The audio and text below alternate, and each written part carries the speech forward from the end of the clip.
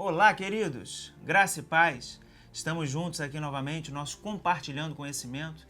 E eu quero ler um texto muito conhecido, um texto muito famoso, que menciona o Monte Sagrado de Deus. E a gente vai meditar um pouquinho sobre essa questão dos montes sagrados. Salmo 48 diz assim, versículos 1 e 2. Grande é o Senhor e digno de todo louvor, na cidade do nosso Deus, seu santo monte, belo e majestoso é a alegria de toda a terra. Como as alturas do Zafon é o monte Sião, a cidade do grande rei. Queridos, o monte mais conhecido aí da cultura popular, quando a gente fala de divindade, é o Monte Olimpo, né? O Monte Olimpo tinha mais de 2.900 metros quadrados. Era a morada dos deuses na cultura greco-romana. O Monte Zafon, mencionado aqui no texto que a gente leu, também tinha 1.770 metros de altura. Ele era considerado a morada de Baal Hadad, uma divindade cananeia, né?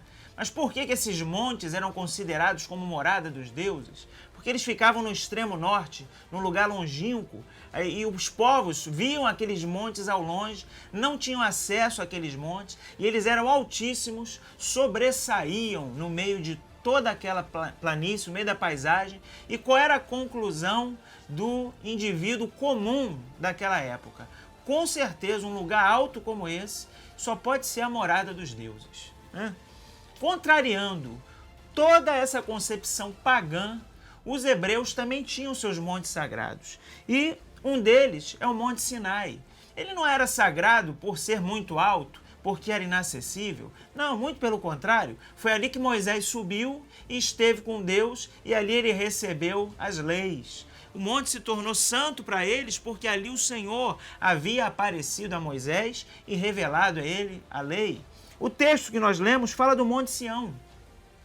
O Monte Sião se tornou importante para eles porque no Monte Sião havia adoração. Foi no Monte Sião que construíram o templo. O Monte Sião era o lugar aonde o Senhor estabeleceu para se encontrar com o seu povo. Qual é a grande diferença? O Monte Olimpo era inacessível. O monte que nós vimos aqui, Zafon, era inacessível.